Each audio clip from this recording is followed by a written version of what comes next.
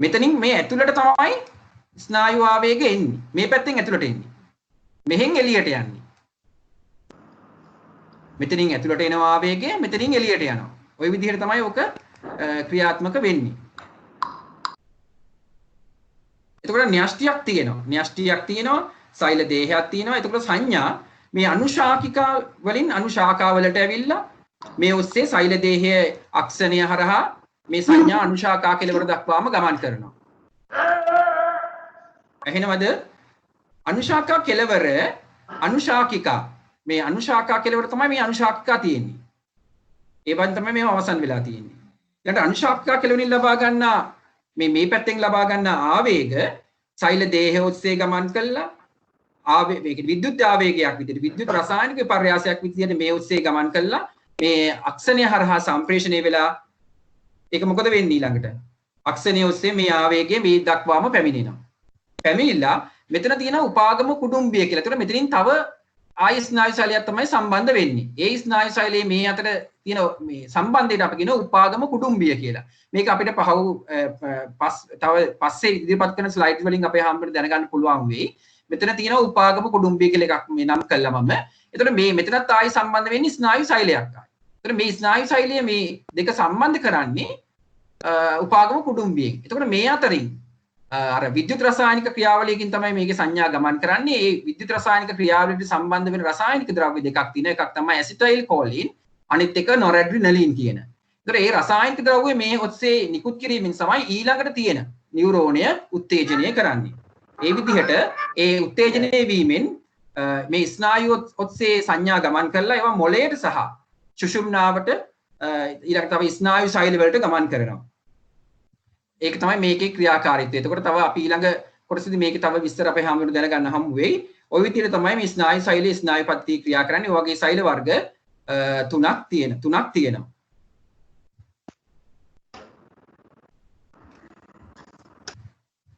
ඔනේ ස්නායු පද්ධතිය. දැන් මම ඉස්සෙල්ලා කිව්වා ස්නායු පද්ධතියේ කොටස් තුනක් තියෙනවා කියලා.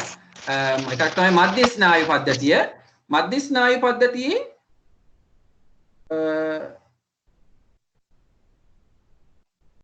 මධ්‍ය ස්නායු පද්ධතියේ තියෙනවා මස්තිෂ්කය කියලා එකක්. ඊළඟට තියෙනවා අනු මස්තිෂ්කය. මෙතන තියෙනවා සුෂුම්නා ශීර්ෂකය කියලා එකක්. සහ මෙතන තියෙනවා සුෂුම්නා ශීර්ෂකයයි ඊළඟට මෙතන ගමන් කරන මේ සුෂුම්නාව තියෙන්නේ පල්ලෙහාට. මෙතනින් පල්ලෙහාට තමයි කෂේරුව ඔස්සේ මේ සුෂුම්නාව පල්ලෙහාට ගමන් කරන්නේ. ඊළඟ ස්ලයිඩ් වලදී අපේ හැමෝටම මේක ගොඩක් පැහැදිලි වෙයි. එතකොට මේකේ පිරිවෙන අවසාන විභාගයේදී අපේ හාමුදුරුවෝ නම් කරන්න දැනගන්න ඕන මේ මස්තිෂ්කයයි අනුමස්තිෂ්කයයි සුෂුම්නා ශීර්ෂකයයි කියන මේ කොටස් තුන පමණයි. දැන් මේකේ තව නම් කරපු කොටස් අපේ හාමුදුරුවෝ දරුවන්ට පේනවා. මේ නම් කරපු කොටස් තියෙනවා. ඒවා අපේ හාමුදුරුවන්ට අවශ්‍ය නැහැ. පිරිවෙන අවසාන විභාගයේදී හාමුදුරුවෝ දැනගන්න ඕන මෙන්න මේ මස්තිෂ්කයයි මධ්‍ය ස්නායු පද්ධතියේ තියෙන අනුමස්තිෂ්කයයි සුෂුම්නා ශීර්ෂකයයි නම් කරාම ප්‍රමාණවත්. ඒතර මධ්‍ය ස්නායු පද්ධතිය කියන්නේ මොකක්ද? දැන් ඒකෙන් කරන කාර්ය ටික තමයි අපි මෙතන කතා කරන්න බලාපොරොත්තු වෙන්නේ. ඒතර මධ්‍ය ස්නායු පද්ධතිය කියන්නේ මොළයයි සුෂුම්නාවයි. අර මම ඉස්සර පෙන්නපු ස්ලයිඩ් වල අපේ හැමෝට තේරෙන්නේ නැති මොළය සහ සුෂුම්නාව කියලා තමයි මේ මධ්‍ය ස්නායු පද්ධතියේ කොටස් දෙකක් නම් කරලා තිබුණේ. ඒතර ඒවා ස්නායු පද්ධතියෙන් සිදුවන ක්‍රියා පාලනය සහ සමායෝජනය සඳහා වැදගත් මෙහෙයක් ඉටු කරනවා ස්නායු පද්ධතිය. ඒ වගේම සියලුම ස්නායු ශෛලවල ශෛල දේහ පිහිටලා තියෙන්නේ මධ්‍ය ස්නායු පද්ධතිය තුල. ඒ කියන්නේ මොළය සහ සුෂුම්නාවේ තමයි සියලුම ස්නායු ශෛලවල ශෛල දේහය. අර මම ඉස්සෙල්ලා පෙන්වුවා ශෛල දේහය කියලා එකක්. ඒ ශෛල දේහය පිහිටලා තිබෙන්නේ මධ්‍ය ස්නායු පද්ධතිය තුල. ඒ කියන්නේ මොළය සහ සුෂුම්නාවේ. මේ වගේ බිලියන ගාණක් ශෛල වලින් තමයි මේ ස්නායු පද්ධතිය නිර්මාණය වෙලා තියෙන්නේ. එතකොට මොළයේ හරස් කඩක් අපි නිරීක්ෂණය කළොත් ඒකේ පිටත බාහිකය කියලා කොටසක් තියෙනවා. ඒකට අපි ඒක අලු පැහැදි ස්වරූපයක් ගන්නවා. ඒක අලු පාටයි. ඒකට හේතුවක් තියෙනවා. දැන් මේක මම ඉස්සෙල්ලා කිව්වා මධ්‍ය ස්නායු පද්ධතියේ ශෛල දේහ පිටලා තියෙනවා කියලා ශෛල බිලියන ගාණක් තියෙනවා කියලා කිව්වා. ඒ ශෛල බිලියන ගාණෙන් මොළේ නිර්මාණය වෙලා තියෙනවා කිව්වා. ඒකට හරස් කඩක් සැලකුවාම බාහිකය කියලා කොටසක් පෙනෙනවා. ඒ බාහිකය කියන කොටසේ අලු පැහැදි ස්වභාවයක් ගන්නවා. ඒ අලු පැහැදි ස්වභාවයක් වෙන්න හේතුව තමයි ඒකට අපි කියනවා දූෂර ද්‍රව්‍ය කියලා. මේක අපි විද්‍යාව හදාරන දරුවන්ට නම් මේක ගොඩක් තව කතා කරනවා. අපේ මෙතෙන්දී එච්චර කතා කරන්නේ අපි මේකෙදි මේ පාඩම් කරලා මතක තබා ගැනීම විතරයි කරන්න අවශ්‍ය වෙන්නේ. මේ අලු පැහැති කොටසේ තියෙන කොටසට අපි කියනවා දූෂර ද්‍රව්‍ය කියලා. ඒකේ ඇතුළත පිහිටන සුදු පාටයි මේ කොටස. ඒ නිසා අපි ඒකට කියනවා ශ්වේත ද්‍රව්‍ය කියලා. එතකොට මේ දූෂර ද්‍රව්‍ය වැඩි වශයෙන් තියෙන ස්නායු සෛල වල සෛල දේහ. මේ දූෂර ද්‍රව්‍ය කියන කොටසේ තියෙන මොනවද? සෛල දේහ වැඩිපුර තියෙන්නේ. ශ්වේත ද්‍රව්‍යයේ තියෙන්නේ වැඩිපුර තියෙන්නේ මයලින් කොපු සහිත ස්නායු තන්තු. මයලින් කොපු සහිත ස්නායු තන්තු තමයි දකින්න පුළුවන් වෙන්නේ. ඒකයි මේ වර්ණ දෙකේ වෙනස. දූෂර ද්‍රව්‍ය පාට එකක්, ශ්වේත ද්‍රව්‍ය පාට එකක්. ඊළඟ මොළයේ ආරක්ෂාව. මොළයේ ආරක්ෂාවට මොළය මොනවද දක්වන අනුවර්තන? මොළය ආරක්ෂා කර ගැනීම සඳහා මෙන්න මේ වගේ අනුවර්තන දක්වනවා. මොනවද ඒ බලන්න? මොළය හිස් කබල නැත්නම් කපාලය තුල පිහිටා තිබීම. කපාලයක් තුල නැත්නම් හිස් කබලක් තුල මේ අස්තිමේ පටකයක් ඇතුලේ අස්ති කබොල්ලක් ඇතුලේ නැත්නම් හිස් කබල ඇතුලේ තමයි මේ කපාලය කියන්නේ. ඒකට අපි ඒක ඇතුලේ තමයි මේ මොළය පිහිටා තිබෙන්නේ. මම ඉස්සෙල්ලා පෙන්නුවා මොළය. ඒක පිහිටා තිබෙන්නේ මේ හිස් කබල නැත්නම් කපාලය තුල ඇතුලේ පිහිටා තිබෙන්නේ. එතකොට ඒක මේ කපාලය කියන එක දෘඩයි. එතකොට මොළයට කිසිම හානියක් වෙන්නේ නැහැ ඒ නිසා. ඒ හින්දා මොකද කරන්නේ? කපාලය ඇතුළත තමයි මොළය පිහිටා තිබෙන්නේ. ඊළඟ මොළයේ වටා මෙනින්ජීය පටල. දැන් කපාලය විතරක් නෙමේ මොළයේ ආරක්ෂාවට තවත් පටල වර්ග 3ක් පිහිටලා තිබෙනවා. මොළයේ වටා තවත් පටල 3ක් තියෙනවා. ඒක අපි මෙහෙම සැලකුවොත් එහෙම අපේ හාමුදුරන්ට තේරෙයි. මම මේ වගේ පටල 3ක්. මේ කියන්නේ මොළය නම් මේ තියෙන්නේ වරාශිකාව, මේ තියෙන්නේ ජාලාංශුකාව, මේ තියෙන්නේ චීනාංශුකාව කියන එක. ඔගේ පටල 3ක් පිහිටලා තිනවා මොළයේ ආරක්ෂාවට. ඒතර මේකට පිටතින් තමයි හිස් කබල පිහිටලා තියෙන්නේ. හිස් කබල පිහිටලා තියෙන්නේ මේකේ පිටතින්. දැන් මේ තියෙන්නේ මොළය, මේ තියෙන්නේ පටලයක වටා තියෙන මේ කබල හිස් කබල. ඒක ඇතුලේ තමයි මොළය පිහිටලා තියෙන්නේ. දැන් ලොකු ආරක්ෂාවක් තියෙනවා මේ මොළයට. එතකොට මේ වරාශිකාව, ජාලාංශුකාව, චීනාංශුකාව කියන පටල 3ක් තියෙනවා. මේ ඒවා අතරේ තව තියෙනවා මස්තිෂ්ක සුෂුම්නා තරලය. ඒක මොකටද තියෙන්නේ කියලා අපිට ඊළඟට අපේ හාමුදුරන්ට තේරුම් ගන්න පුළුවන් වෙයි. මේ කරුණු ටික මම ඊළඟට පැහැදිලි කරනකොට.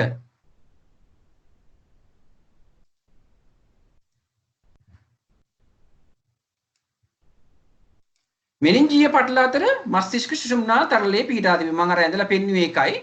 මෙනින්ජීය පටල අතර තව ඊට අමතරව තියෙනවා මොළය ආරක්ෂා කරන්න මස්තිෂ්ක සුෂුම්නා තරලය කියලා තරලයක්. ඒ තරලයෙන් ඔන්න කරන කාර්යයක් තියෙනවා. ඒ තරලය ඇයි තියෙන්නේ? ඒ තරලයෙන් මොකද්ද වෙන්නේ? නිකන් නෙමෙයි. ඒකට හේතුවක් තියෙනවා. ඒතර මේ මස්තිෂ්ක සුෂුම්නා තරලයේ වැදගත් කාර්ය කිහිපයක් ඉටු කරනවා. ඒ කාර්ය අපිට බලන්න පුළුවන් මෙතනින්. මොළයට අවශ්‍ය පෝෂක සැපීම අන්න. මොළයට අවශ්‍ය පෝෂණය සපයන්නේ මේ මස්තිෂ්ක සුෂුම්නා තරලය හරහා. එතෙන්ට ගිහිල්ලා එතනින් තමයි අවශ්‍ය පෝෂණය සපයන්නේ. ඊළඟට මොළයේ කම්පන වලින් ආරක්ෂා කිරීම. අපි හදිසියේ වැටෙන්න පුළුවන්. අපි මොකක් හරි එකක වැදෙන්න පුළුවන්. ඒ වැටුණු අවස්ථාවලදී මොළයේ කම්පනයට ලක් වෙනවා. ඒ කම්පනයට ලක්වීම මෙන් ආරක්ෂා කිරීමට තමයි මේ මස්තිෂ්ක සුෂුම්නා තරලයේ පිහිටා තිබෙන්නේ. ඒවා අවශෝෂණය කරගන්නවා. ඒ හින්දා මොළය ආරක්ෂා වෙනවා. බැල්ලාවක්වත් මොළයට කම්පනය දැනුනොත් අපිට වමනේ ඔක්කාරය වගේ එකක් ඇති වෙන්න පුළුවන්. ඒ කියන්නේ අපේ මොළයේ සුළු හරි කම්පනයකට ලක් වෙලා තියෙනවා. එවැනි අවස්ථාවකදී ප්‍රායෝගිකව නම් අපි කරන්න ඕනේ වෛද්‍ය ප්‍රතිකාර සඳහා යොමු වෙන්න ඕනේ. නිකන් ඉන්න හොඳ නැහැ. සමහරට දිගටම වමනේ යන්න පුළුවන්. මොකද මොළයේ කම්පනයට පත්වීම නිසා එවැනි අවස්ථාවකදී අපි කරන්න ඕන වෛද්‍ය ප්‍රතිකාර සඳහා යොමු වෙන්න අවශ්‍ය වෙනවා. ඒතර මොළයේ කම්පන වලින් ආරක්ෂා කිරීමත් මේ මස්තිෂ්ක සුෂුම්නා තරලයේ වැදගත් කාර්යයක් වෙනවා. ඊළඟ මොළයෙන් නිපදවන නිෂ්ප්‍රයෝජ්‍ය ද්‍රව්‍ය බැහැර කරනවා.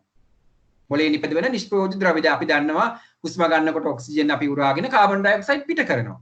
ඒ වගේ මොළයෙන් නිපදවන නිෂ්ප්‍රයෝජ්‍ය ද්‍රව්‍ය තියෙනවා. ඒවා මේ හරහා මේ මස්තිෂ්ක සුෂුම්නා තරලයේ හරහා තමයි මොළයෙන් බැහැර කරන්නේ. ඊළඟ උෂ්ණත්ව වෙනස් වීම වලට මොළය ආරක්ෂා කිරීම.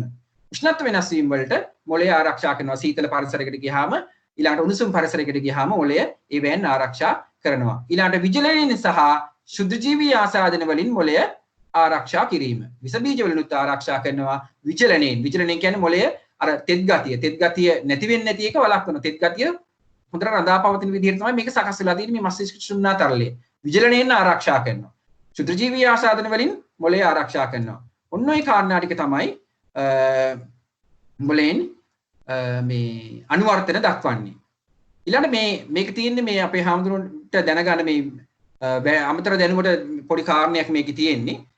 පොඩ්ඩක් බලන්න අපේ හාමුදුරු පොඩි වීඩියෝ එකක් තියෙන්නේ. මේ වීඩියෝ එකෙන් අපේ හාමුදුරන්ට දැනගන්න පුළුවන් වෙයි මේ පාඩමේ පොඩි සාරාංශයක්.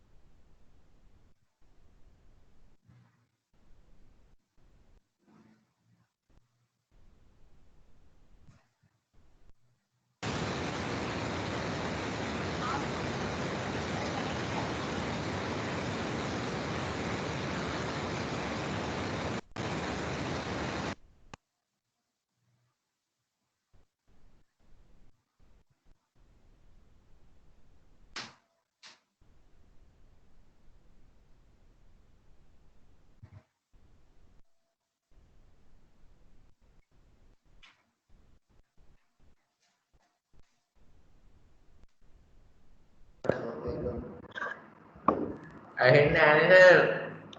ඇහෙන්නේ නැද්ද? නෑ.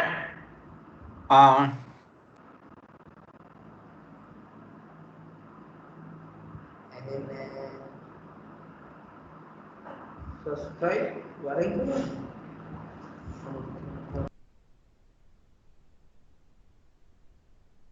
අපේ හාමුදුරු ඔක්කොටම ඇහුන්නේ නැද්ද? කොටසකට දන්නේ ඇහුන්නේ නැත්තේ. පොඩ්ඩක් කතා කරන්න. ඇහුන්නේ සර්. ඇහුන්නේ සර්. නෑ සර්. ඇහුන්නේ හරි අපි ඒක බලමු ආයි මේ අන්තිමට හරි මම ඒක අපහු ප්ලේ කරන්න බලන්නම් අපේ හාමුදුරන්ට. හරි සර්. හරි මේක බලන්න මස්තිෂ්ක ඒක මම අමතර දැනුමට තමයි අපේ හාමුදුරන්ට මේ යොමු කරේ. ඒක විශේෂ කරුණු වලටම අදාළ කොටසක් නෙමෙයි මම අර වීඩියෝ එකේ මෙන්න මේ දේවත් මේකට බලපානවා කියලා පැහැදිලි කරන්න තමයි ඒක මේ අපේ හාමුදුරන්ට මම යොමු කළේ. ඒතර දැන් අපි ඊළඟට කතා කරන්නේ දැන් මොලේ අපි කොටස් තුනකට වෙන් කරා. එකක් තමයි මස්තිෂ්කය, අනුමස්තිෂ්කය සහ සුෂුම්නා ශීර්ෂකය. ඒතකොට මේ මස්තිෂ්කය ගැන තමයි දැන් මම මේ කතා කරන්න යන්නේ. මස්තිෂ්කය කියන්නේ මොකක්ද? මේ තියෙන්නේ මස්තිෂ්කය. මේකේ වම් සහ දකුණු කියලා අර්ධගෝල දෙකක් තියෙනවා. මේ නියුරෝන වලින් තමයි හදලා තියෙන්නේ. මෙහෙම තමයි මොළය පේන්නේ, මේ සත්‍ය මොළය. අපි මේ ඇත මොළයේ රූප සටහන තමයි අරන් තියෙන්නේ මේ භාගත කරගෙන තියෙන අන්තර්ජාලයෙන්. එතකොට මේක වම් සහ දකුණු අර්ධගෝල දෙකක් තියෙනවා. මේ වම්, මේක දකුණු. එතකොට විශාලම කොටස තමයි මේ මස්තිෂ්කය කියන එක. මේ ඔක්කොම අපි කියන්නේ මස්තිෂ්කය කියලා. වම් සහ දකුණු කියලා අර්ධගෝල වශයෙන් දෙකක් තියෙනවා. වම් අර්ධගෝලයෙන් මේ විශේෂ කාරණයක්. වම් අර්ධගෝලයෙන් ශරීරයේ දකුණු පැත්ත තමයි පාලනය වෙන්නේ. දැන් මේ පැත්තෙන් ශරීරය අපේ දකුණු පැත්ත. මේ පැත්තෙන් ශරීරයේ දකුණු පැත්ත, මේ පැත්තෙන් වම් පැත්ත. මේ කියන්නේ මොළයේ වම් පැත්තෙන් පාලනය වෙන්නේ ශරීරයේ මොන පැත්තද? දකුණු පැත්ත. දකුණු පැත්තෙන් පාලනය වෙන්නේ වම් පැත්ත ශරීරයේ. මාරු වෙලා තමයි පාලනය වෙන්නේ. ශරීරයේ වම දකුණ පාලනය කරන්න එහෙමයි. දැන් මේ පැත්තෙන් ශරීරයේ අපි මේක මොළයේ වම කියලා හිතුවොත් එහෙම මේකෙන් පාලනය වෙන්නේ දකුණු පැත්ත. මේක අපි හිතමු දකුණ කියලා. එතකොට ශරීරයේ පාලනය වෙන්නේ වම් පැත්ත. මොළයේ වමෙන් දකුණු පැත්ත පාලනය වෙනවා. ශරීරයේ මොළයේ වම් පැත්තෙන් දකුණු පැත්තෙන් මොළයේ ශරීරයේ වම් පැත්ත පාලනය වෙනවා.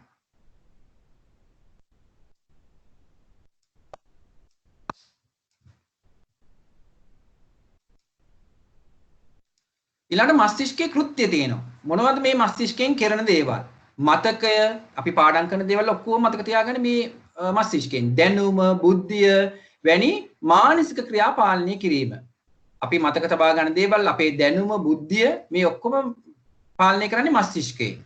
ඊළඟට වේදනාව, සිසිල, උණුසුම, රස, ගන්ධය, පෙනීම, ශබ්දය ඇසීම වැනි සංවේදන ප්‍රතිග්‍රහණය කිරීම කරන්නේත් මේ මස්තිෂ්කය කියන කොටසෙන්. මේවා ඇත්තටම මේවා එක එක ප්‍රදේශ වෙන් වෙලා තියෙනවා. දැන් අපි නිකම් බැලුවොත් මේවා වෙන් වෙලා තියෙනවා ප්‍රදේශ මෙහෙම. මෙන්න මේ කොටසෙන් වේදනාව, මේ පැත්තෙන් සිසිල, මම මේ හරි ප්‍රදේශ නෙමෙයි අඳුරන්නේ, මේ වගේ වෙන් කරලා තියෙනවා. මොලේ මේ ප්‍රදේශ වෙන් වෙලා තියෙනවා මේවා මේ නිශ්චිත කාර්ය කිරීම සඳහා. ඔයගේ ප්‍රදේශ ඇන්දොත් මේ ප්‍රදේශ වෙන් වෙලා තියෙනවා.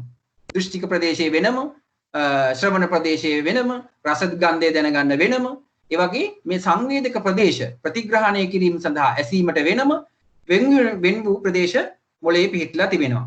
ඒවෙන් තමයි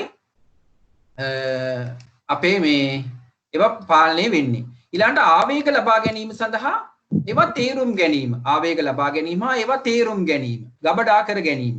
ඒ කියන්නේ ප්‍රතිග්‍රාහක ඉන්ද්‍රියන් වලින් අපිට එනවනේ ආවේග. ඒ ආවේග ලබා ගන්නවා මොළය. ඊට අදාළව තමයි ප්‍රතිචාර දක්වන්නේ. එතකොට ඒ ආවේග ලබා ගැනීම සහ ඒවා තේරුම් ගැනීම. ඒවා ලබාගෙන තේරුම් අරගෙන ඒවා ගබඩා කරලා තියාගෙන ඊට පස්සේ තමයි ප්‍රතිචාර දක්වන්නේ. අන්න ඒ වගේ කාර්යයක් මේකෙන් මස්තිෂ්කයෙන් සිදු වෙනවා. ඊළඟ ශරීරයේ චලන ඇති කිරීමට දායක වීම. ශරීරයේ අපි කරන සියලුම චලන ඇති කරන්නට අපිට සහයෝගය වෙන්නේ මස්තිෂ්කය. අනුමස්තිෂ්කය ඊළඟට තියෙන දැන් අපි මම කතා කරා දැන් මස්තිෂ්කයේ මේ හරියෙන් තිබ්බේ. දැන් උන අනුමස්තිෂ්කය මේ පෙන්වන්නේ මේ අනුමස්තිෂ්කය. මේකට අපි කියන්නේ අනුමස්තිෂ්කය.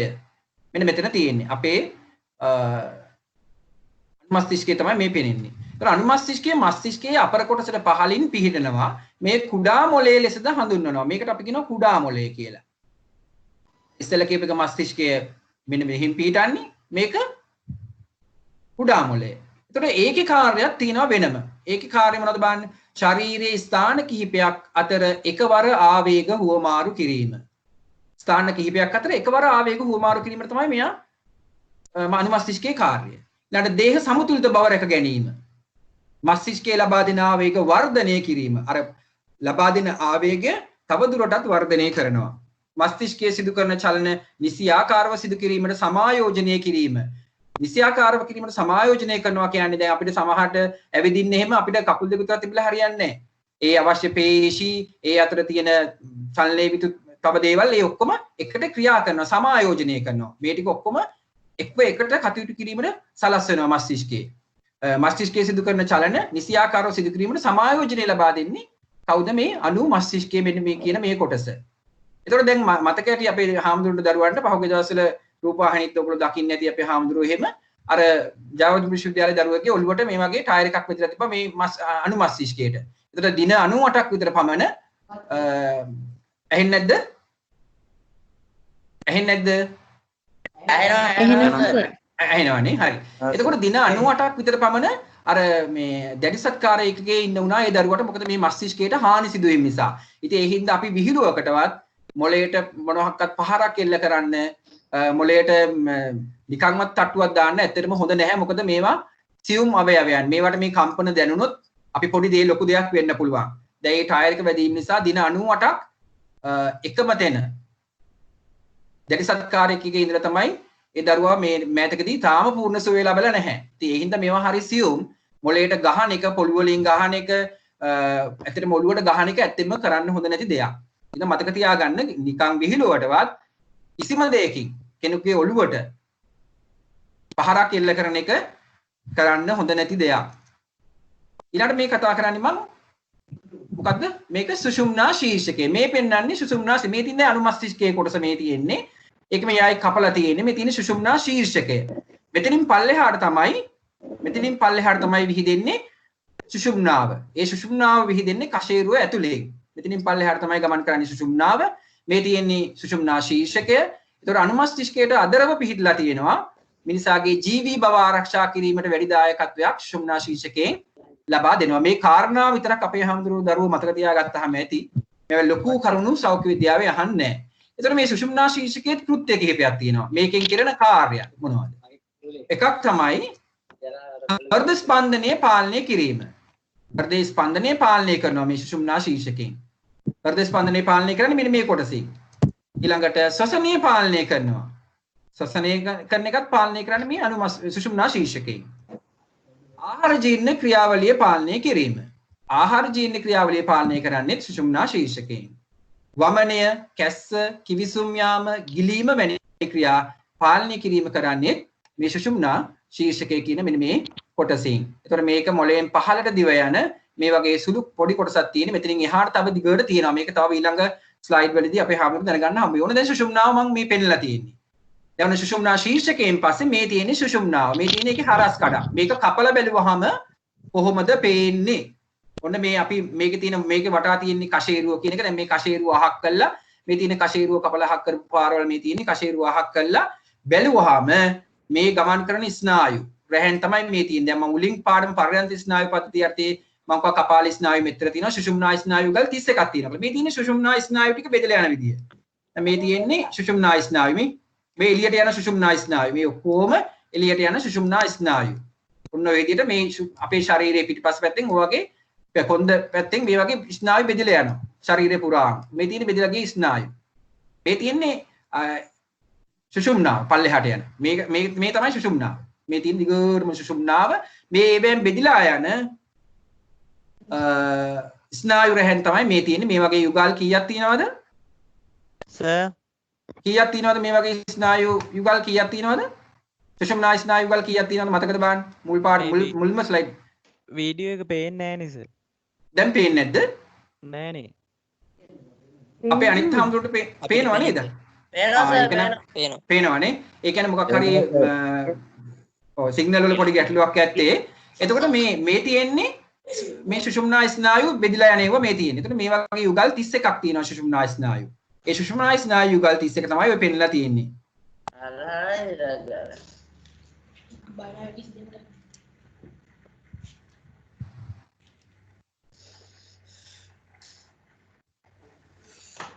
ඊළඟ ස්ලයිඩ් එක දාන්න කොහොම වෙන්න අපේ හාමුදුරුවෝ. ඊළඟට ඔන්න පර්යන්ත ස්නායු පද්ධතිය තමයි අපි කතා කරන්න යන්නේ. පර්යන්ත ස්නායු පද්ධතිය කියන්නේ මොකද්ද? අර මම මුලින්ම කතා කරා. එතකොට පර්යන්ත ස්නායු පද්ධතිය තියෙනවා කපාල ස්නායු යුගල් 12කුත් සුෂුම්නා ස්නායු යුගල් 31කුත්. අර මම ඉස්සෙල්ලා ස්ලයිඩ් එකේ පෙන්නුවේ මේ සුෂුම්නා ස්නායු යුගල් 12 කොහොමද පෙනෙන්නේ කියලා. මේ තියෙන මේ ස්නායු ටික බෙදලා යන විදිහ මේ තියෙන සුෂුම්නාව ඒවා දෙපැත්තට බෙදලා යනවා. මේ බෙදලා ගියාම මේ තියෙන සුෂුම්නා ස්නායු යුගල් 31 සම්බන්ධ වෙන ආකාරය. මේවා සම්බන්ධ වෙන්නේ කොහොමද කියලා අවශ්‍ය වෙන්නේ නැහැ. අපේ හැමෝටම මේ රූපේ දැම්මේ දරුවන්ට මේක පැහැදිලි වෙන්න. මෙන්න මේ තෙන් වලට මේවා ගමන් කරනවා කියන එක. මේ ඇහැට, මුඛය, පෙනහළු, ආහාර මාර්ගය, අක්මාව ඔය ආදී වශයෙන් මේ හැමදෙයකටම මේ ස්නායු ගමන් කරනවා.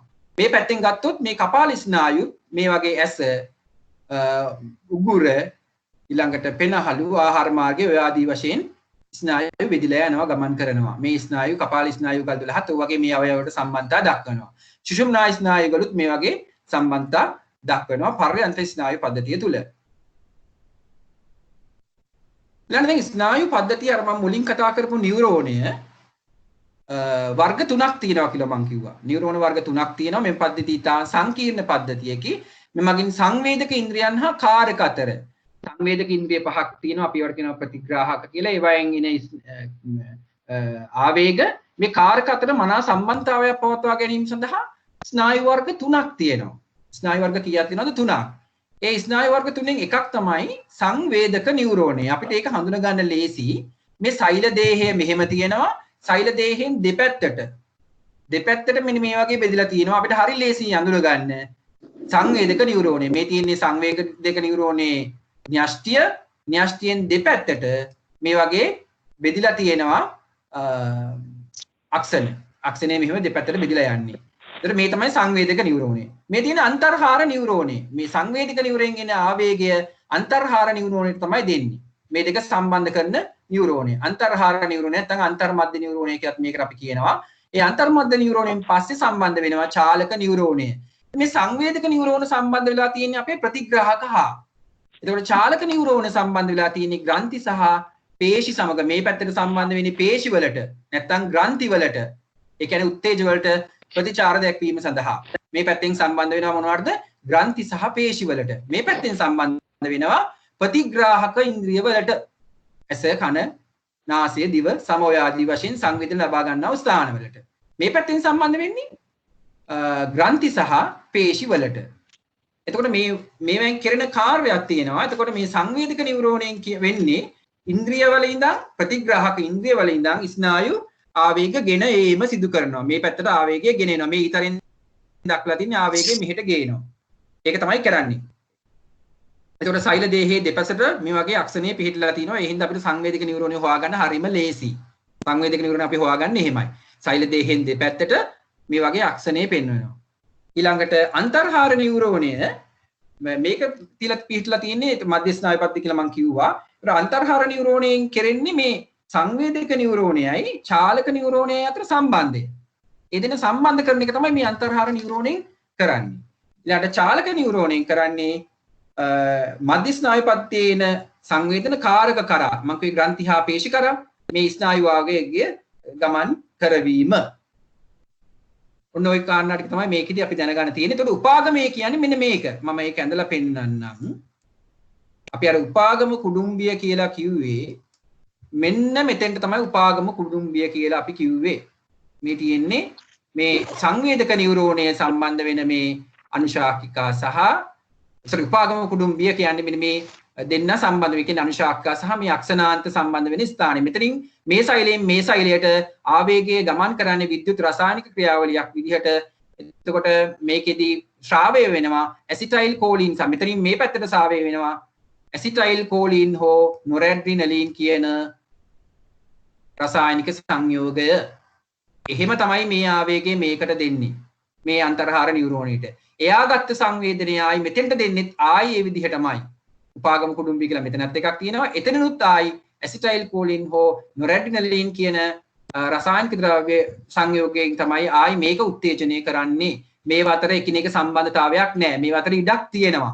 ඒ ඉඩ පරිමහන සම්බන්ධතාවය දෙන්නේ මේ ඇසිටයිල් කෝලින් හෝ නොරැඩිනලින් කියන මේ සංයෝගයෙන්. එහෙමයි මේ ස්නායු ආවේගය විද්‍යුත් රසායනික ක්‍රියාවලියක් විදිහට මේ ඔස්සේ ගමන් කරන්නේ.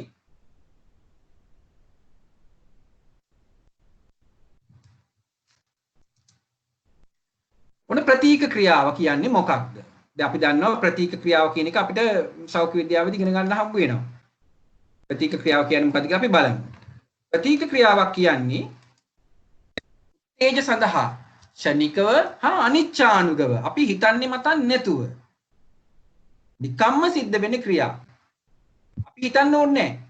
අපිට අතයට රස්නි දෙනු ගමන් අපිට අග්ගල අත අහකට ගන්නවා. කකුලට කට්ටක් යනකොට අපිට අග්ගල කකුල ඉවතට ගන්නවා. අන්න ඒ වගේ ක්‍රියා. ෂණික හා අනිච්ඡානුගව අපි හිතන්නේ මතන්නේ නැතුව ෂණිකව දක්වන ක්‍රියාවලට අපි කියන ප්‍රතිචාර වලට කියනවා මොකද්ද? ප්‍රතීක ක්‍රියාවක් කියලා. අන්න ඒ වගේ ක්‍රියාවලට අපි කියනවා ප්‍රතීක ක්‍රියා. එතකොට සුෂුම්නා ප්‍රතීක කියලා එකක් තියෙනවා. කපාල ප්‍රතීක කියලා දෙකක් තව එකක් තියෙනවා. වර්ග දෙකක් තියෙනවා. දැන් සුෂුම්නා ප්‍රතීක තමයි මේ ප්‍රතීක ක්‍රියාවේදී අපි මෙතනින් ඊට පස්සේ කතා කරනවා සුෂුම්නා ප්‍රතීක සහ කපාල ප්‍රතීක කියන එක. ඒකිනුත් පිරිවෙන අවසාන විභාගයට අපේ හාමුදුරුවෝ දැනගන්න ඕන සුෂුම්නා ප්‍රතීක පමණයි. මොකද කපාල ප්‍රතීක ටිකක් සංකීර්ණයි. ඉන්ද අපේ විෂය නිර්දේශයේ තියෙන සුෂුම්නා ප්‍රතීක පමණයි. නමුත් මම කපාල ප්‍රතීකයක් කියන එකත් පොඩ්ඩක් පෙන්නන්නම් මේකෙදි. ඔන්න ප්‍රතීක ඡාපය. දැන් මම ඉස්සෙල්ලා කිව්වා වගේම මේ තියෙන සංවේදක නියුරෝනය දැන් හාමුදුරුවෝ මතක ඇති මම කිව්වා ඉස්සෙල්ලා මේ තියෙන සංවේදක නියුරෝනය මේ තියෙන නියුරෝනයේ සෛල දේහය ඒ දෙපැත්තට මේ අක්ෂණේ බෙදිලා තියෙනවා. එතකොට අපිට ටක් ගාලා රූප සරහන නම් කරන්න කිව්වොත් එහෙම හොයාගන්න පුළුවන්. මේකේ සංවේදක නියුරෝනය කියන්නේ මෙන්න මෙයා. ඊළඟට ඒකෙන් මේ මැද ඉන්න සම්බන්ධ වෙලා ඉන්න අනිත් නියුරෝන අපි කියනවා අන්තර්හාර නියුරෝනය. මේ තියෙන්නේ අන්තර්හාර නියුරෝනය. ඒක වෙනම පාඩක් මේකේ ලකුණු කරලා තියෙන අංක 3 යටතේ. ඊළඟ චාලක නියුරෝනේ එයින් ලැබෙන සංඥාව වංකුව ඇසිටයිල් කොලින් හෝ නොරැඩ්ලින් මගින් ඊළඟ ස්නායුවට ලබා දෙනවා. මේ ස්නායුවට අපි කියනවා මොකද්ද? චාලක නියුරෝනේ කියලා. ඒක ස්නායු කියන්නේ නියුරෝන කියන්නේ දෙකම එකයි. අපි ඒකට කියන නාමය තමයි චාලක නියුරෝනේ. ඒතර මෙන්න මේකට අපි කියනවා ප්‍රතීක ඡාපයක් කියලා. ඒතර මේ තියෙන්නේ ප්‍රතිග්‍රාහක. ප්‍රතිග්‍රාහක විදියට අතේ ක්‍රියා කරන්නේ සම. ඒතර මේ අතට කට්ටක් යනිනවා. එන්නාම මේ අතේ තියෙන පේශිය තමයි ක්‍රියාත්මක වෙන්නේ. ඒතකොට මේ අත් දෙකක් දාලා තියෙන එක මතේ පෙන්නන වහස නිසා එතන මේ තියෙන්නේ මුලින් අතට කට්ට ඇනෙනවා. ඔන්න සංවේදක නියුරෝනේට දැනෙනවා. ඔන්න ස්නායු ආවේගය ගමන් කරනවා.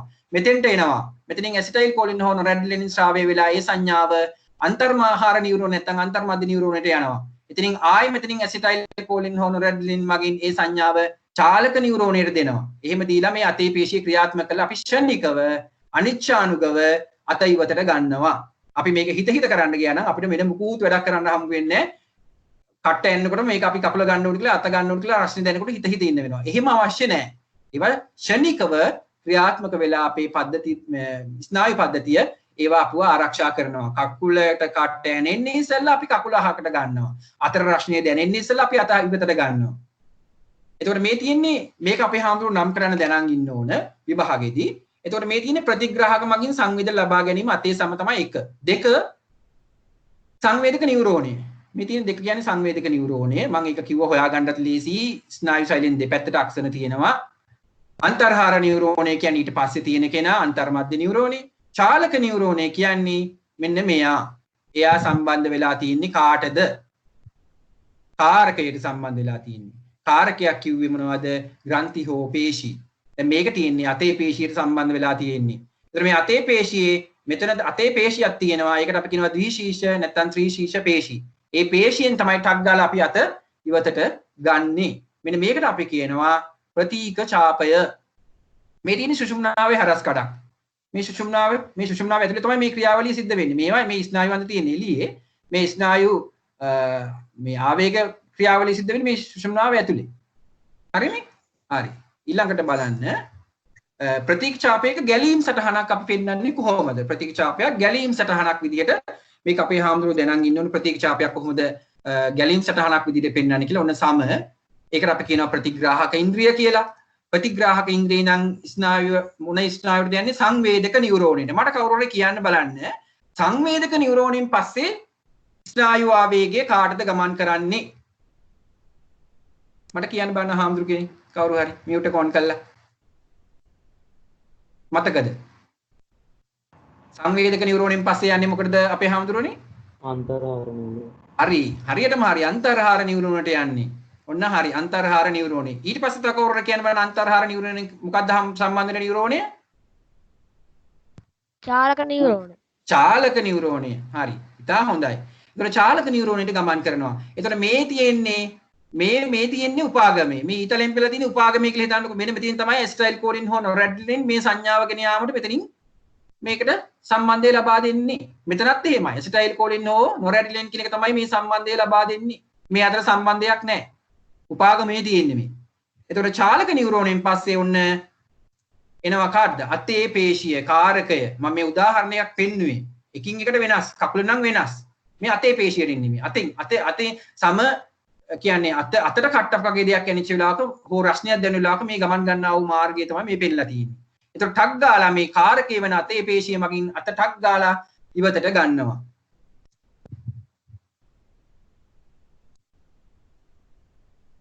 ඊළඟ ප්‍රතීක ක්‍රියා සිදුවන ආකාරය අනුව අවස්ථා දෙකක් තියෙනවා. ප්‍රතික ක්‍රියා සිදුවන ආකාරය අනුව අවස්ථා දෙකක් තියෙනවා. එකක් තමයි ප්‍රතිග්‍රාහක ඉන්ද්‍රියන් හා කාරක අතර මොලේ මැදිහත් වීමකින් සිදුවන ඒවා. ඒවට අපි කියනවා මොකද්ද? කපාල ප්‍රතික ක්‍රියා. ඒකට මොලේ මැදිහත් වෙනවා. ඊළඟ සුෂුම්නාව මැදිහත් වීම මත සිදුවන ෂණික ප්‍රතිචාර දැක්වීම. ඒවට අපි කියනවා මොකද්ද? සුෂුම්නා ප්‍රතික ක්‍රියා. කපාල ප්‍රතික ක්‍රියා, සුෂුම්නා ප්‍රතික ක්‍රියා. අර මම අර ඉස්සෙල්ලා කියපු උපාගමේ කතාව මේ දෙකේම සිද්ධ වෙනවා. අපි කතා කරන්නේ සුෂුම්නා ප්‍රතික පමණයි පිළිවෙන්න අවසාන විභාගයට. කපාල ප්‍රතික ක්‍රියාවක් තියෙනවා. ඒක අපි මෙතන කතා කරන්නේ නැහැ. ඒකට පාඩම තව ගොඩාක් ලොකු වෙනවා. නමුත් මම එක උදාහරණයක් පෙන්වනවා. ඇසට තදාලෝකයේ වැටෙන විට ඇසේ කණීනිකාව කුඩා වීම. අන්න මොලෙන් පාලනය වෙන්නේ කපාල ප්‍රතිකයක් ඒක. ඊළඟ කිවිසුම් ඇතිවීම. ඒකත් කපාල ප්‍රතිකයක්. රසවත් කෑමක සුවඳකට මුඛයට කේටේ ඉරීම. කේටේ ශ්‍රාවය වීම. ආන් ඒකත් කපාල ප්‍රතික්‍රියාවක්. ඊළඟට ඔක්කාරය සහ වමනය. ඒකත් කපාල ප්‍රතිකයක්. සුෂුම්නා ප්‍රතික රත් වූ යමක අත ස්පර්ශ වූ විට අත ඉවතට ගැනීම, පාදයේ කටුවක් ගැනීම, ඇනුණු විට පාදයේ ඉවතට ගැනීම. අපි බොහෝ විට කතා කරන්නේ දරුවන්ට මේ දෙක තමයි අපි කතා කරන්නේ. රත් වූ යමක් අතේ ගැටීම හෝ පාදයේ කටුවක් ගැනීම, අතේ කටුවක් ගැනීම ආදී ඒවා තමයි අපි මෙතෙන්දි කතා කරන්නේ. මොකද මේවා ටිකක් සංකීර්ණ ක්‍රියාවලි නිසා. ඔන්න කපාල ප්‍රතික්‍රියා. දැන් ඔන්න අපිට තිබහක් ඇති වෙනවා. තිබහක් ඇති වුනහම ඔන්න අපිට දැන් වතුර බොන්න උවමනාවක් ඇති වෙනවනේ. ඔන්න මොලේෙන් සංඥාවක් යනවා.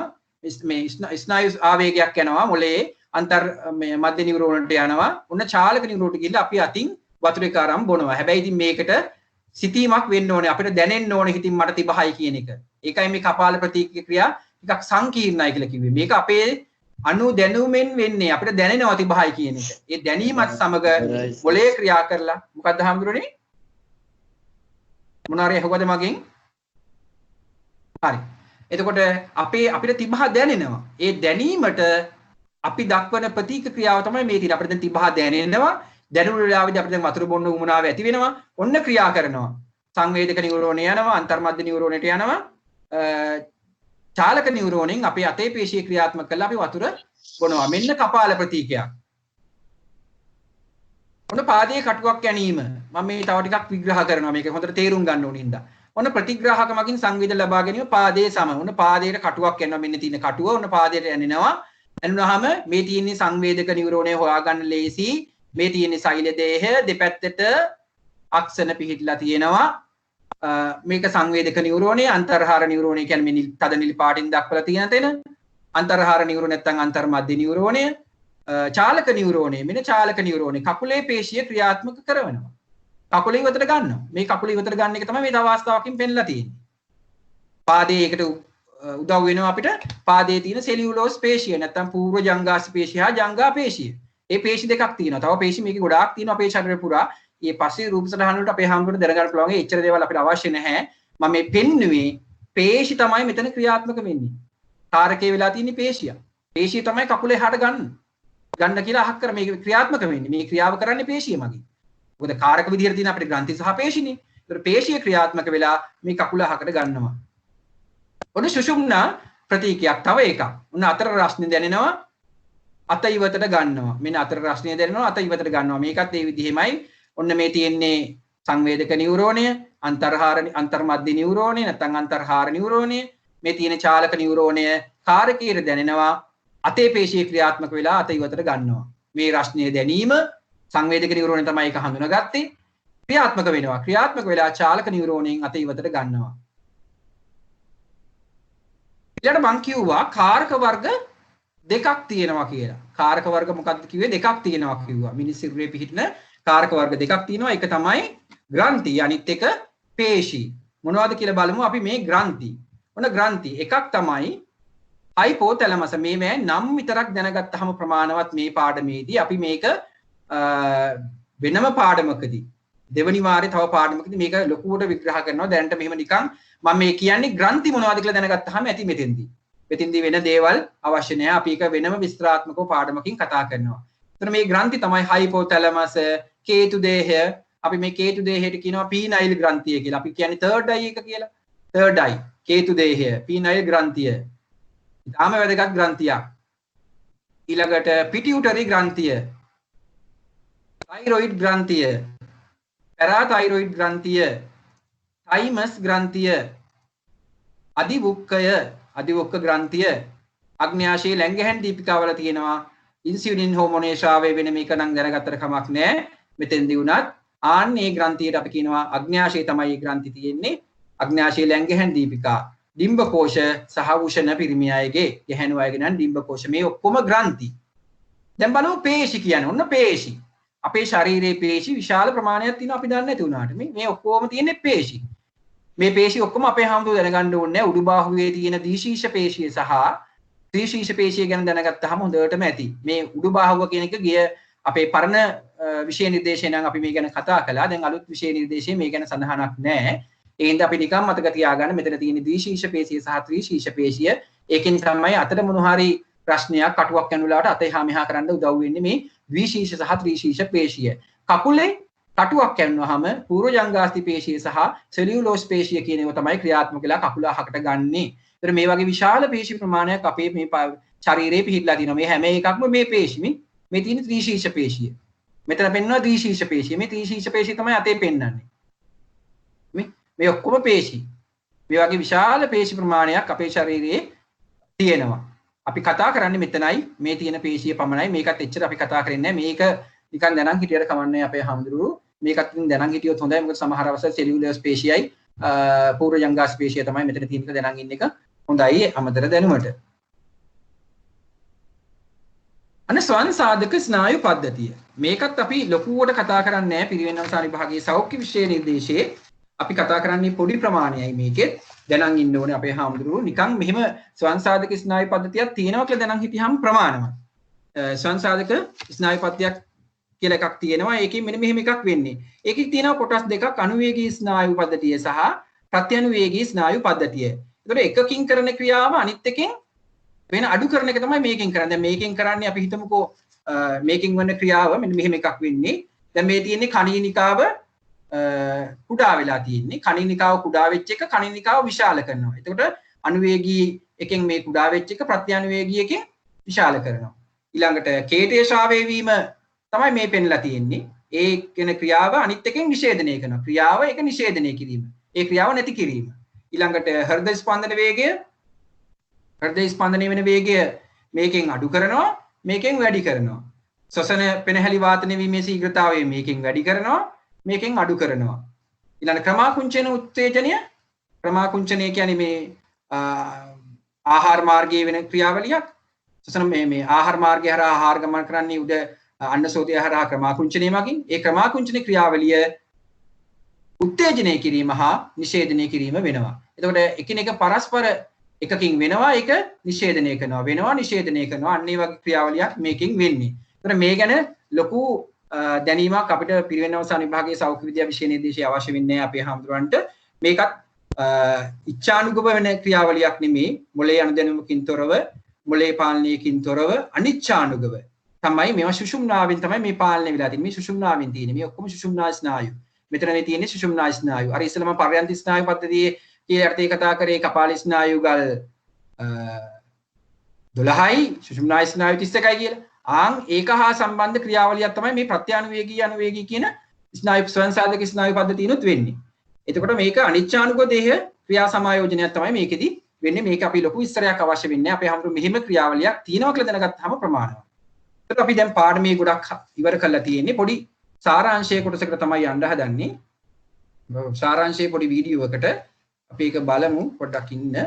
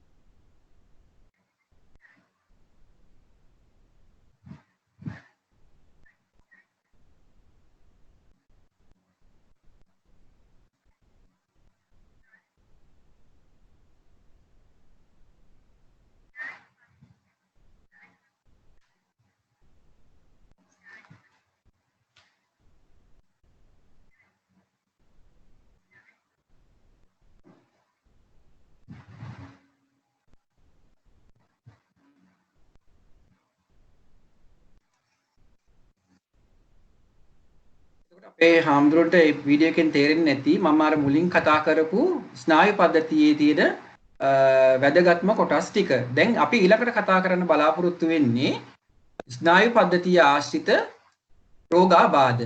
එකක් තමයි පෝලියෝ. හාමුදුරුවන්ට ඇහෙනව නේද? ඇහෙනවනේ. හරි. පෝලියෝ රෝගය පිළිබඳව. එතකොට මේ පෝලියෝ රෝගය අපි පෝලියෝ රෝගයට පෝලියෝ මුඛ එන්නත දෙනවා. මතක ඇති පොඩි කාලේ අපේ හාමුදුරුවන්ට දරුවන්ට පෝලියෝ මුඛ එන්නතක් විදිහට දෙනවා. එතකොට මේක පෝලියෝ එක හැදෙන්නේ වෛරසයක් මගින්. එතකොට මේ නිසා මොකද වෙන්නේ? පේශිවල ක්‍රියාකාරීත්වය දුර්වල වෙනවා. පාදවල පේශිවලට වෛරසය මගින් දැඩි බලපෑම් මෙල්ල වෙනවා. එහෙම වුණාම මොකද වෙන්නේ? රෝගේ ප්‍රබල වූ විට ස්නායු පද්ධතියට හානිය ඇති වෙනවා. එතකොට අපිට ඇවිදින්න අපහසුතාව ඇති වෙනවා. සමහර අයට ඇවිදින්නම බැරුව යනවා. සමහර අය කොරගහ ඇවිදිනවා. ඒ වගේ තත්ත්ව ඇති වෙනවා. එතකොට සෑම දරුවෙකුටම මුල් වසර තුල ලබා දෙන්න ප්‍රතිශක්තිකරණ මාත්‍රා 3ක් මගින් මේක වළක්වා ගන්න පුළුවන්. මේක රජයෙන් නොමිලේ දෙනවා දරුවන්ට. මාස 18 දී දෙනවා, අවුරුදු 5 දී දෙනවා. ඊට අමතරව තව මාත්‍රාවක් අමතර මාත්‍රා ලබා දිය යුතු වෙනවා විවිධ අවස්ථාවලදී. මෙම රෝගය ශ්‍රී ලංකාවෙන් තුරන් කරපු රෝගයක් විදිහට හඳුනාගෙන තියෙනවා. මොකද ප්‍රතිශක්තිකරණ එන්නත ලබා දීම නිසා. දෙක ජල බීතිකාව. ඒකට අපි කියනවා රේබීස් කියලා. ජල බීතිකාවට දෙන එන්නතක් තියෙනවා රේබීස් වැක්සින් එක. ඒක එන්නත ඒක දෙන්න ඕන මොනවාද ඒ අවස්ථාවේදී බල්ලන් අතර වෛරසයකින් ඇතිවන උග්‍ර ස්නායු රෝගයක්. ඒ කියන්නේ මේගොල්ලෝ සපා කෑම බල්ලන් වගේ සත්තු අපිව හැපුවොත් ඒගොල්ලන්ගේ වෛරසය තිබිලා අපිට වෛරසය ඇතුල් වෙන්න පුළුවන්. එතකොට ශරීරයේ ඇති තුවාලයකින් මේ රෝගය වැළඳුණු සත්වයෙකුගේ කෙල තැවරීමෙන් එවැනි සතුක සපා කෑමෙන් සීරීමට ලක්වීමෙන් පවා මෙම රෝගය වැළඳෙන්න පුළුවන්. ඒ හින්දා බල්ලෙක් වගේ සතෙක් එන්නත් කරලා නැත්තම් අතිශයින් වැදගත් වෙනවා සපා කෑම විතරක් නෙමේ සීරීමට ලක්වීමෙන් හෝ කෙල තැවරීමෙන් මේ ජල බීතිකා වෛරසය ශරීරයට ඇතුළු වෙන්න පුළුවන්. සමහර අපි දකිනවා සුරතට ඇතුළු බල්ලෝ සිම්මිනවා, සිප වැළඳ ගන්නවා. එතකොට ඒ වගේ කෙල වලින් තියෙන මේ වෛරස ශරීරගත විය හැකියි. ඒ හින්දා එවෙන් ආරක්ෂා වෙන්න බල්ලන් වගේ සත්තු මොකද කරන්න ඕනේ? ඒගොල්ලන්ට එන්නත් කරලා තියෙන්න ඕනේ මේ ජල බීතිකා එන්නත. වෛරසය ශරීරගත වී මොළයට ගමන් කිරීමෙන් ගිලීමට උපකාරී වන පේශිවල ක්‍රියාකාරීත්වය අඩපණ කරනවා. ශරීරයේ අප්‍රාණික වීම සිදු කරනවා. ඊළඟ රෝග ලක්ෂණ ඇති වී බොහෝ විට සතිය කාලයක් ඇතුළත රෝගියා මේ යන්න පුළුවන්. ඊටාම අමාරු තත්වයකින්. මේක හොඳ කරන්න බෑ. ඒ හින්දා බල්ලන් වගේ සත්තු අර ජල බීතිකා එන්නත දීලා එන්නත් කරලා තියාගෙන ඉන්න ඕන. ගෙවල් වල ඇති කරන සතුන්. එවැනි සතෙකු සපා කෑවිට හෝ සීරීමට ලක්වීමට ඉක්මනින් වෛද්‍ය ප්‍රතිකාර වලට යොමු වෙන්න ඕන. ඊළඟට අපස්මාරය, මීමැස් මොරය. ඒකට අපි කියනවා එපිලෙප්සි. මොළයේ සිදුවන සාමාන්‍ය විද්‍යුත් ක්‍රියාවලිය මොහොතකදී අසාමාන්‍ය අධිවේගී තත්වයකට පත්වීමෙන් ඇතිවන රෝගී තත්වයකින්. සාමාන්‍යයෙන් මොළයේ විද්‍යුත් ක්‍රියාවලියක් වෙන වේගයක් තියෙනවා. ඒ වේගය ඉක්මවා ගිහිල්ලා අධිවේගී තත්වයක් සුළු මොහොතකදී අසාමාන්‍ය තත්වයකට පත් වෙනවා. ඒ අසාමාන්‍ය තත්වයකට පත්වීමෙන් රෝගියා සිහිසුන් වීම, සිහි නැති වෙලා වැටෙන්න පුළුවන්. එවැනි අවස්ථාවක අතපය වේගයෙන් චලනය කිරීම, අතපය ගැහෙන්න රෝගියා සිහිසුන් වීම, ශරීරයේ දරදඬු වීම, මුඛයෙන් සෙම පිටවීම, දතකට පූට්ටු වීම, ඇස් උඩ යාම, දිව හා තුල් සැපීම වැනි රෝග ලක්ෂණ මේ අපස්මාර රෝගියෙකුගේ දකින්න පුළුවන්. අපේ හාමුදුරනේ සමහරට අත්දැකීම් ඇති දැකලා. ඊළඟට අංශ භාගයේ ආඝාතය කියලා කියනවා. අපි මේකට පැරලයිසිස් කියන්නේ අංශ භාග රෝගය. ඒතකොට ශ්‍රී ලංකාව තුළ සිදුවෙන රෝගී මරණ වලින් තෙවනුවට හේතු වන රෝගී තත්ත්වය තමයි මේ අංශ භාගය කියන එක. ඒතර මොළයට රුධිරය සපයන දමන නාල අවහිර වීම වගේ නෝ ඒ පුපුරා යාම වගේ. මොළයට ලැබිය යුතු ග්ලූකෝස්, ඔක්සිජන් ආදී නොලැබීම නිසා මොළයේ කොටස් මිය යනවා. ආන්න ඒකට අපි කියනවා මොකද්ද? අංශ භාගය කියලා. මොකද්ද කියන්නේ? අංශ භාගය. අංශ භාගය කියන්නේ ඒ රෝගී තත්වයට. ඒ හේතුවෙන් ශාරීරික ක්‍රියාකාරකම් අඩාල වීම සිදු වෙනවා. ප්‍රධාන රෝග ලක්ෂණ තමයි ශරීරයේ ඇති වෙන කරකැවිල්ල, ශරීරයේ කොටස් හිරිවැටීම, වචන පිට කිරීම, පැටලිලි සහිත වීම, වචන ගොත ගැසීම, ඔනවාදී වශයෙන් ශරීරයේ කොටස් අප්‍රාණික වීම, පෙනීමට බාධා ඇතිවීම, ඇවිදීම අපහසු වීම, මුහුණ අතපය පැත්තකට ඇදවීම, ඊළඟ මධ්‍යසාර දුම්පානය සෞඛ්‍ය නොවන අතර. එතකොට මේ වගේ රෝගී තත්ත්ව ඇති වෙන්න පුළුවන් මෙන්න මේ කාරණා නිසා. මධ්‍යසාර පානය, දුම්පානය සෞඛ්‍ය නොවන අතර. ඒවා සෞඛ්‍යයට හිතකර නැහැ. ඒවා වුණාමත් මේ අංශ භාගයකින් රෝගී තත්ත්වයන් ඇති වෙන්න පුළුවන්. වැනි ආහාර රටා ක්‍රියාශීලී නොවන දිවි පෙවතක් ගත කිරීම. ක්‍රියාශීලී විදිහට බොහොම මහන්සි වෙලා වැඩ කරන්නේ නැතුව ඔත් ස්වභාවයකින් ඉන්නවා. ආන් ඒ වගේ අවස්ථාවකදී මේ අංශභාග රෝගී තත්ත්වය ඇති වෙන්න පුළුවන්. දිය වැඩියාව සහ අදිරුදුර පීඩනය වැනි රෝගී තත්ත්ව. මෙම රෝගයට හේතු වෙන්න පුළුවන්. ඒතර මේ වගේ රෝගීකේ වැඩිපුර අපිට දකින්න පුළුවන් කාරණේ තමයි මේ කට මේ වගේ පැත්තට ගිය රෝගී. මේව දකින්න පුළුවන් වෙනවා අපිට පුද්ගලයෝ. ඒ අංශභාග රෝගී තත්ත්වයේ ප්‍රධාන ලක්ෂණය. ඊළඟ මොළයේ ගෙඩි. මේකට අපි කියනවා බ්‍රේන් නට්ස් කියලා. එතකොට මේ MRI ස්කෑන් කියලා අපේ පොඩි හාමුදුරුවෝ සමහරට දන්නවත් ඇති. මේ මොළය පරීක්ෂා කරන ක්‍රමවේදයක් තියෙනවා. ඒ MRI ස්කෑන් කියන එක. ඒ වගේම මේ ගෙඩියක්, මොළයේ ගෙඩියක් මේ ඒකෙදි පරීක්ෂා කරාම පෙන්වන විදිය. මොළයේ ගෙඩි. ඒතර මොළයේ ගෙඩි ඇතිවන අසාමාන්‍ය වර්ධන තත්වයක් නිසා තමයි මොළයේ ගෙඩියක් ඇති වෙන්නේ. අපි ඇතැම් විට ඒවට කියනවා පිළිකා කියලා. මේ නිසා මොළයේ කපාලයේ සෛල විනාශ වෙනවා. මොළයේ සෛල විනාශ වීම සිදු වෙනවා.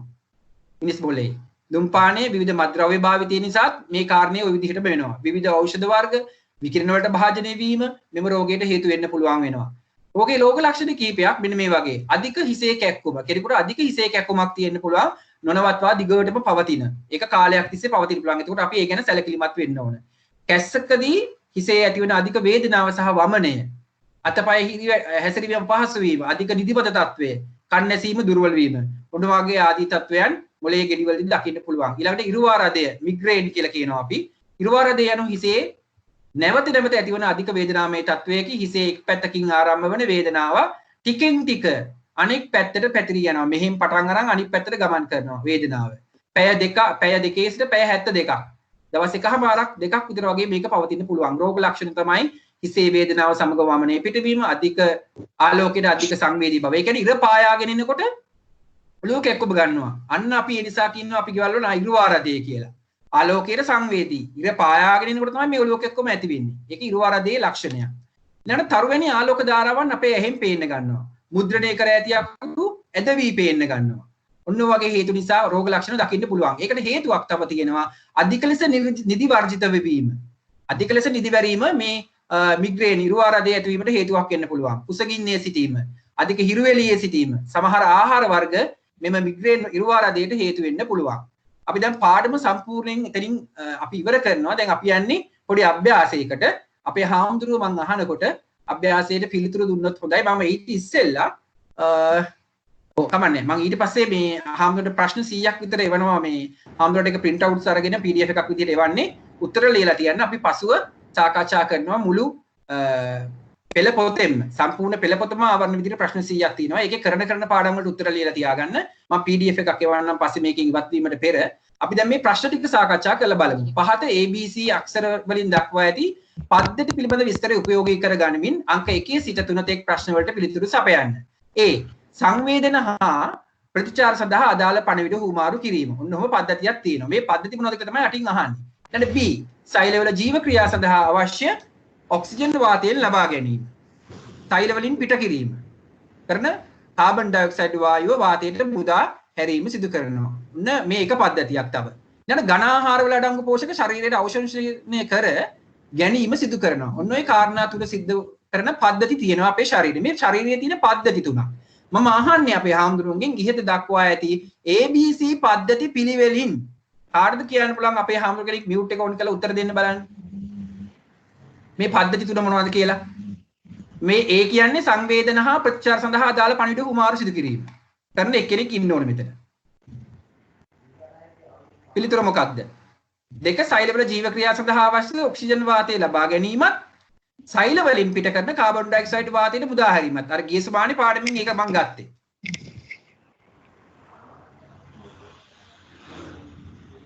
මේ පද්ධති තුන මොකද්ද පිළිවෙලින්? A කියන්නේ මොකද්ද? කියන්න බලන්න අපේ හාමුදුරු කෙනෙක්.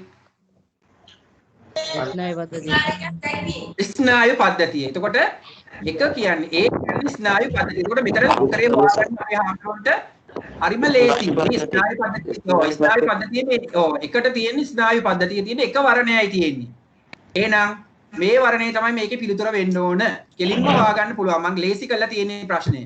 එතකොට පළවෙනි එක හොයාගත්තට පස්සේ ඉතුරු දෙක නිකම්ම අපිට උත්තරයට ලැබෙනවා. මේ දෙක ඒකට සම්බන්ධ වෙලා තියෙන්නේ. ස්නායු පද්ධතිය තව එකක් විතර තිබ්බනම් ටිකක් අපහසු වෙනවා. නමුත් එහෙම නෑ. මේ ස්නායු පද්ධතිය කියන එක තුන කියන වර්ණේ පළමුවෙන්ම තියෙනවා.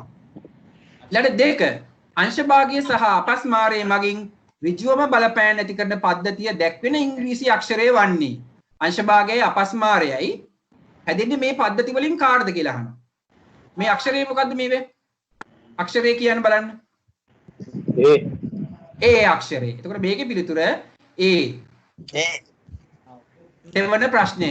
ඒ පද්ධතියේ ව්‍යුහමය ඒකකයේ වන්නේ දැන් මතක තියෙන්න ඕන. අර මම දැන් මුලින් කියපු ඒ පද්ධතියේ ව්‍යුහමය ඒකකය මොකද්ද? නියුරෝන සෛලයයිලු, අනුමස්තිෂ්කයයිලු, මස්තිෂ්කයයිලු, සුෂුම්නා ශීර්ෂකයයිලු. අහන්නේ ව්‍යුහමය ඒකකය. තුන. නෑ. පොඩ්ඩක් කල්පනා කරන්න බලන්න අපේ හඳුනු. ව්‍යුහමය ඒකකය තමයි අහන්නේ. එක තමයි මේකේ උත්තරය. නියුරෝන සෛලය. ඒතර ඒ පද්ධතියේ ව්‍යුහමය ඒකකනේ අහන්නේ. අහන්නේ ව්‍යුහමය ඒකකය. ඒතර ව්‍යුහමය ඒකකය වෙන්නේ නියුරෝන සෛලය. ඊළඟ ප්‍රශ්නය. සංවේදී ඉන්ද්‍රයන් හේවත් පංචේන්ද්‍රයන් මගින් කෙරෙන ප්‍රධාන කෘත්‍ය නිවැරදි නොවන පිළිතුර. අහන්නේ නිවැරදි නොවන එක්කෙනා. මොකද්ද බලන්න මේකේ නිවැරදි නැත්තේ? ඇස දෘෂ්ටිය පෙනීම චක්කු විඥානෙ. කන ශ්‍රවණය ඇසීම සෝත විඥානෙ. නාසය ආග්‍රහණය ගඳ සුවඳ දැනීම ජීවහා විඥානෙ. සම ස්පර්ශය කාය විඥානෙ. මොකද්ද මේකේ මේ තුන. එතකොට මෙතන බලන්න නාසය මේක තමයි හරි පිළිතුර. නාසය ආග්‍රහණය ගඳ සුවඳ දැනීම මොකද්ද මේ විඥානය? ඇතිවන්නේ මොන විඥානයේද? නාසයෙන් ඇතිවෙන්නේ ගාන විඥානය. ගාන විඥානය ඇති වෙන්නේ. එතකොට එහෙනම් මේකේ මෙන්න මේ වරණේ මේ කොටස වැරදි. එහෙනම් මේක වැරදි නිසා නිවැරදි නොවන පිළිතුර අහන්නේ පිළිතුර මේක. කෙටි දුර ධාවන ඉසව්වකට සහභාගී වෙන ක්‍රීඩකයෙකු විසින් ආරම්භක වැඩිහනට සමන් දුන් පසු ස්නායු පද්ධතිය හරහා ආවේගයේ ගමන් කරන ආකාරය දැක්වෙන පහත සටහනට ගැළපෙන නිවැරදි පිළිතුර පිළිවෙලින් වන්නේ. මේකේ අහන්නේ පිළිතුරු පිළිවෙලින් වන්නේ. එතකොට A කියන්නේ මොකද්ද මෙතනින්? B කියන්නේ මොකද්ද? C කියන්නේ මොකද්ද කියලා අහන්නේ. ඔන්න කන තියෙනවා. ඔන්න ආයි එක ස්තනක් තියෙනවා, හිස්තැන් තුනක් පේශිය තියෙනවා. මොකද්ද පිළිතුර? එකද? දෙවෙනි එක. හරියටම හරි. සංවේදක නියුරෝනය, අන්තර්හාර නියුරෝනය, චාලක නියුරෝනය. අපේ හාමුදුරුවෝ පාඩම හොඳට තේරලා තියෙනවා. ඒන් තමයි ටක් ගාලා මේකට උත්තරේ දුන්නේ. පාඩම හොඳට තේරුණා නේද? ඔව් සර්. හොඳයි. එහෙනම් හරි. එතකොට එහෙනම් අපි පාඩම මෙතනින් අවසන් වෙනවා.